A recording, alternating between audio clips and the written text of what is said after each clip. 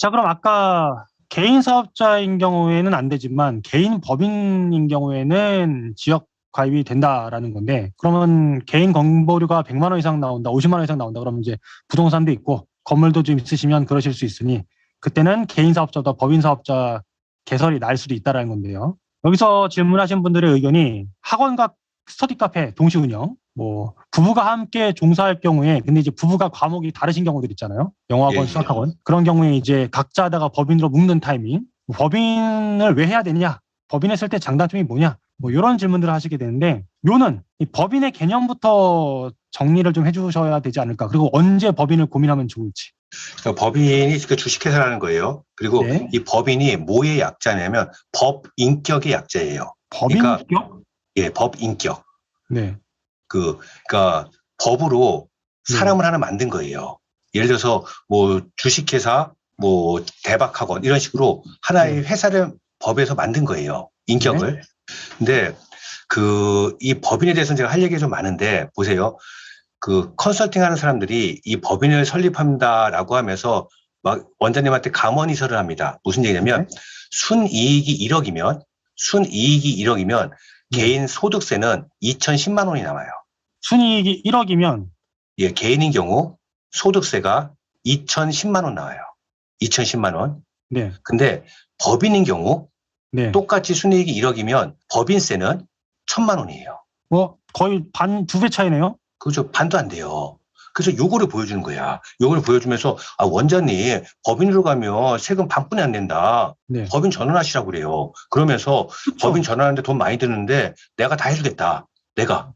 법인 등기해주고 다 해주겠다. 대신 나중에 법인 되고 나서 세금 절세하게 되면 나한테 월납 300만 원짜리 종신보험 하나만 들어달라. 양아치예요. 양아치. 어떻게 양아치인지 보여드릴게요.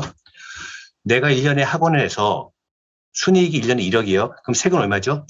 계산기 쉽게 2천만 원이라고 그럴게요. 2천만 원이면 1억 벌어서 2천만 원 세금 내고 8천만 원 남았죠. 네. 8천만 원 남은 거예요. 내가 법인을 만들었어요. 법인에서 1년에 1억을 벌어요. 세금 1천만 원 냈어요. 그러면 9천만 원 남았죠. 그 9천만 원이 어디 있어요? 법인한테 있죠. 법인 통장에 있어요. 네. 내 통장에 있는 게 아니라 법인 통장에 있어요. 그러면 9천만 원에 있는 법인 통장을 내가 가져와야 돼요. 그때 소득세를 또 내요. 9천만 원에 대해서. 무슨 얘기냐면 법인은 세금을 2번 내는 거예요. 법인세를 한 번 내고 거기다가 소득세를 또 내는 거예요. 그래서 법인으로 전환하면 세금이 줄지 않아요. 물론 줄긴 줄는데 위에서 본 것처럼 저렇게 드라마틱하게 줄지가 않아요. 근데 컨설팅 하는 사람들이 위에 것만 얘기해요. 소득세는 2천만 원, 법인세는 1,000만 원, 반뿐이 안 된다. 그 밑에 거는 몰라서 그러는지 아니면 일부러 그러는 건지 얘기를 안 해요. 법인은 법인 통장에 있는 돈을 가져올 때 또 세금을 내야 돼요. 여기 지문 중에 저 가지급금 있죠, 가지급금. 네. 저 가지급금은 뭐냐면요. 법인 통장에서 세금 안 내고 그냥 돈을 빼온 게 가지급금이에요. 네? 법인 통장에서 돈을 빼올 때 세금을 내고 빼와야 되는데 세금을 안 내고 그냥 빼온 거예요. 정리할 방법은 있냐? 저거 있으면 제가 떼돈 벌었어요. 저거 제가 알고 있으면. 이게 불법이라는 건가요? 그렇죠. 불법이고 저게 탈세예요. 저게 횡령이에요, 횡령.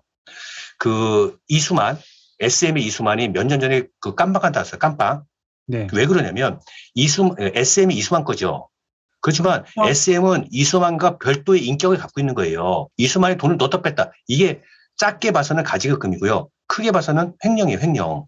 그래서 법인인데 가지급금 정리할 방법 없죠. 만약에 가지급금이 5억이다 그러면 원장님이 5억을 세금 안 내고 빼간 거예요. 갖다 박아야죠. 저걸 해결할 수 있는 방법이 있으면 제가 떼돈 벌었을 거죠. 떼돈. 그러면 법인 통장에서 9천만 원을 내 통장으로 빼올 때 소득세를 또 지출하니까 그거는 안 가져오겠지만, 예를 들면 예. 법카. 예. 법카로 뭐 밥도 먹고, 법카로 영화도 보고, 법카로 뭐 책도 사고, 법카로 이것도 하고, 이런 그게 거 얼마나 되겠어요. 그리고 또 한 가지, 법인 카드로 썼다고 해서 다 비용 처리되는 거 아니에요. 학원 업무와 관련해서 쓴 게 비용 처리되는 거예요. 마찬가지예요. 개인 사업체도 사업용 카드라는 게 있죠. 사업용 카드 썼다고 해서 다 비용 처리되는 게 아니라 학원과 관련해, 예를 들어서 법인 카드로 내가 병원 갔어요. 네. 비용 안 되죠. 그것도 횡령이죠. 그것도 가지급금이죠. 내가 법인 카드로 백화점 가서 옷 사 입었어요. 이것도 횡령이고 가지급금이죠. 근데 그런 거 있잖아요. 뭐냐면 CEO한테 만약에 법인에서 그러니까 법인에서 그런 거 없어요. 그런 거 C한테 없어요. 품위 그거 유지 진짜 쌍팔년도 얘기예요. 장팔년도 얘기입니다. 네, 그 옛날에 뭐 기밀비리라고 해서 그런 게 있었는데 그런 거 없어요. 그런 거 없고 그냥 밥 사 먹고 커피 마시 요 정도는 그냥 국세청이 묵인해 주는 거죠. 소액이니까 그렇죠. 그냥 애교로 봐주는 거예요. 애교로. 따지고 들어가면 어렵다. 그러면 이런 경우는요. 만약에 법인이니까 법인이 투자하겠다는 명의로 부동산을 샀어요. 그리고 예, 예. 그 부동산을 원장한테 임대를 줬어. 예, 예. 원장이 거기 들어가서 살고 있네요. 그러면 그리고 이거 그 원자님들 꿈이 다 똑같죠? 원자님 네. 꿈 뭐죠? 놀면서 학원 잘 들어가고 아니, 비슷한데, 임대업이죠. 그죠? 그치, 뭐 빌딩 하나 임대업이죠. 조그만 하나 올려서, 꼬마 빌딩 얘기해줘. 뭐, 똘똘한 한 채, 이런 거 해서 임대업 하는 게 꿈이죠. 그래서 법인을 만들어서 부동산 투자를 하는 분들이 많아요. 이게 한 3, 4년 전에 그 부동산 그 투기하는 애들이, 이게 뭐 절세 팁이다. 아무도 모르는 뭐 절세의 뭐 특별한 방.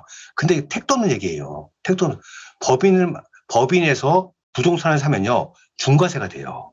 중과세가. 그래서 법인으로 산 거 아니에요. 그리고 절대 법인으로 주택 사면 안 돼요.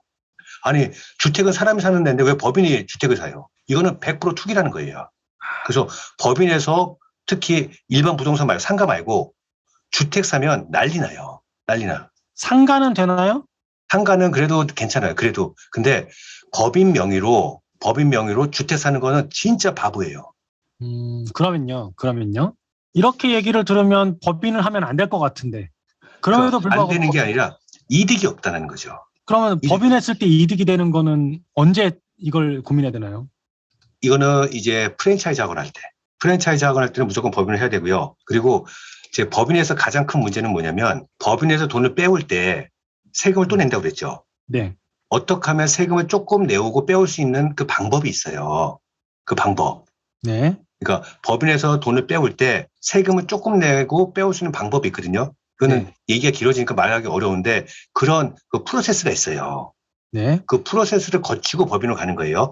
그러려면 적어도 그 학원 업력이 5년은 돼야 돼요. 5년. 5년은 넘어야 되고 그리고 그 5년 연속 순이익이 1억이 넘을 때 매년. 그러면 이게 메리트가 있어요. 메리트가. 어떤 메리트가 있나요? 그 법인에서 돈을 빼올 때 세금을 조금 내고 빼올 수 있는 방법이 있어요. 그러니까 개인 학원을 내가 법인을 만들어서 법인 학원에다가 판 것처럼 그 처리하는 거예요. 아하. 그러면 이게 우리끼리는 이걸 권리금이라고 그러죠. 그렇죠. 근데 세법에서는 영업권이라고 그래요. 이거에 대한 세금은 8%뿐이 안 돼요. 그래서 굉장히 유리한 거예요. 질문 들어왔는데 강사 숙소용으로 주택 구입하거나 세를 얻는 것도 적용 못 받나요? 뭘 적용받는지 모르겠는데 이거 나중에 어차피 팔 거 아니에요. 팔 때 중과세 돼요. 이 주택을 뭐 보유하고 일 때도 뭐 종부세 같은 거 나오겠, 종부세는 법이니까 안 나오겠지만 이거 그 나중에 팔 때 양도세 중과세가 돼요. 중과세. 그러니까 뭐 이게 지금 당장 뭐 하려다가 나중에 돈이 더 커지고 이렇게 되는 거네요. 진짜 강사 숙성으로 쓰려고 그러면 원장님 개인 명의로 사세요. 왜 법인으로 사요? 그리고 법인한테 임대 주고. 그렇죠. 법인한테 임대 줘도 되고 뭐 강사한테 임대 줘도 되고. 왜냐면 영어학원들 같은 경우에 이제 지방에 있으면 강사한테 오피스텔 같은 거 이게 주는 조건으로 계약되는 경우들이 있거든요. 100% 그렇죠. 그 이투 비자 갖고 원어민들 다 하우징 네, 그렇죠. 제공하죠. 하우징. 근데 이걸 이제 사택이라고 그래요. 사택. 요게 그 강사를 4대 보험으로 신고했다. 네. 그러면 이게 비과세 처리가 돼요. 비과세. 그런데 3.3%로 처리했다. 그러면 그 급여에 요 월세 지원금을 태워야 돼요. 월세가 50만 원이다. 그러면 그 급여가 300이다. 그러면 350 준 것처럼 회계 처리를 해야 돼요. 세무 처리를. 자, 결론은 원장님들 학원 경력 그 학원 명의로 5년 이상 하셨고 5년 연속 순이익이 1억이 넘었다. 그러면 법인 상담을 신세무 노무사님과 한번 해보시는 걸로 결론은 그렇게 내놓고 하겠습니다. 더 많이 들어가면 더 어려울 것 같고 법인에 대한 개념을 좀 이해하시는 걸로 그게 좀 나을 것 같습니다. 그러니까 이 정도 상황일 때 법인을 넘긴다라면 여러 가지 방법에서 절세 가능한 어떤 방법들이 좀 나올 수 있다라고 얘기하신 것 같고 하나 여쭤볼게요. 프랜차이즈 학원일 경우 법인을 아까 무조건 해야 된다고 얘기하셨는데 왜 그러냐면 그 프랜차이즈 학원은 우리 그 법이 있어요. 그 법에 무조건 법인이어야 돼요. 아, 법에. 그것도 프랜차이즈 종류마다 좀 다르겠네요. 프로그램만 갖다 쓰는 이런 데는. 그 정확히 안에 들어가면 내용은 제가 잘 모르겠는데 일반적으로 그 프랜차이즈 가맹 사업을 하려면 법인이 무조건 돼야지 가능해요. 아까 프랜차이즈 가입이 아니라 본인이 프랜차이즈 가맹 사업을 하려면. 본점. 예. 이게 프랜차이즈 한다라는 게 본인이 프랜차이즈 학원을 차리는 게 아니라 본인이 프랜차이즈 사업을 하시려고 하는 거고. 그렇죠. 아, 프랜차이즈 학원으로 사업을 할 경우는 법인 처리해야 된다. 그쵸. 예. 이해됐습니다. 저는 가맹하는데도 무조건 법인 돼야 되는 줄 알고. 그건 아니에요. 네, 알겠습니다. 다음 질문 넘어가도록 하겠습니다.